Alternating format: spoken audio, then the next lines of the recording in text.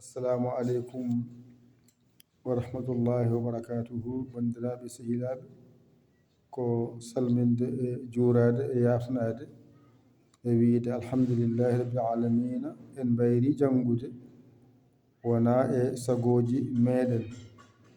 Numéro men mo ñaggadiren neɗɗen o bannoɗo 00 221 77 906 14 81.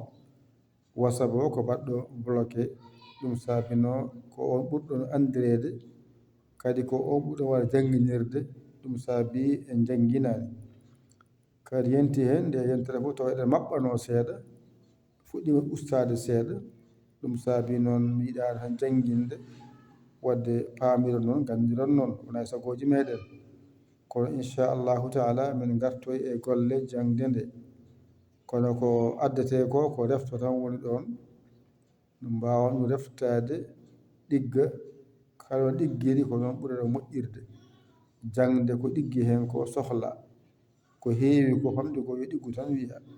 an jangowo noon eto wonde ɗigginowo banjittoɗo jangowo, won jangowo ɗigginowo banjittoɗo janguittoɗo. mi wi noon mi arani jangguinde pular, mi arani jangguinde qur'ana arab. garmi ko hollon no mbatton ha mbawon janngude. sa tiimi e bindol mbawagol janngude, sa windama bindol mbawa ɗum janngude, sa yiɗi windude bindol mbawa ɗum windude, sa windama bindol mbawa ɗum janngude. enen koye ngoɗon heblo gonɗen e wadde. wadde sa heƴaki tan heppani ma Allah walle no wallirno heddiɓeɓe ha batti yiide bindi, batti windude bindi. anne eto tan janngude e windude. yo Allah wallu en noon nande e famde, kadi mbaɗon hen juuɗe moɗon e balle moɗon, juuɗe moɗon e balle moɗon. numéro o bonani boni ko WhatsApp makko o. heɓe no noddi kam hen keɓanimi hen, heɓe noddi kam hen keɓanimi hen. mi rokki on numéro goɗɗo mo baɗɗo WhatsApp o, baɗɗo 78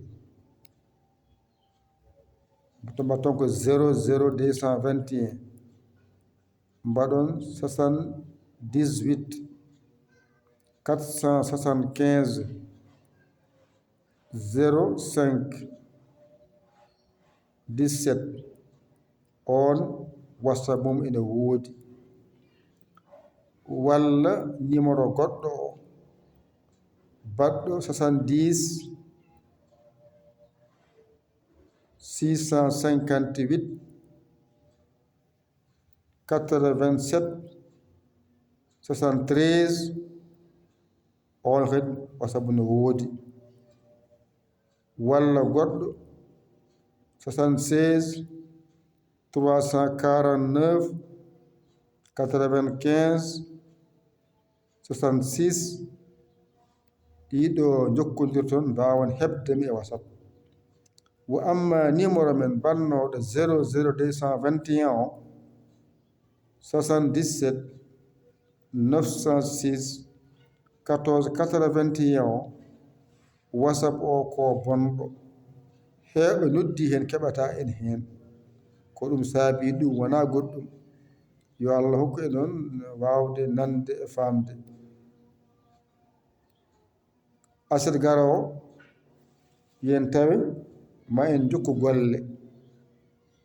ene mbiyata jokke golle e aset garowo ma en jokku golle. on kadi jokkon golle, mbaɗon hen juuɗe mon e balle moɗon. jangowo yo eto wallude janguinowo, jangowo gonga e muɗum eto wallude janguinowo mo. nelda fodde ma mbasa yawde mbasa yowde. connexion on jeeyami jeeya, wifi on jeeyami jeeya, courant on jeeyami jeeya. ko ɗum addata ha ara yetto on. no kala mo yetti e mon jangi waawi tawde a wawa yiide kam, nuldu ballal ma e jinguere ma, nuldu ballal ma e jinguere ma fodde bawɗe ma.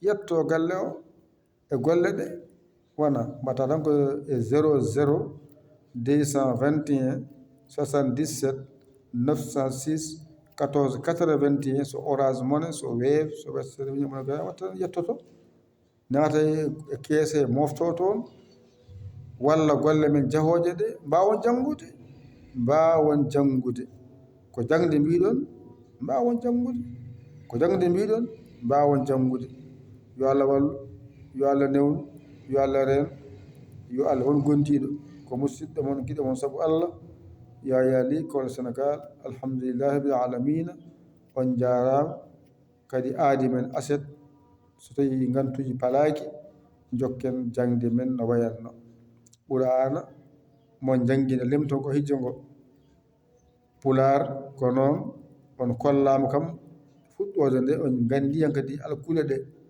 natoon e masɗe mon e wallude on ha mbawon ndendinde e janggude inchallahu taala jarama wassalam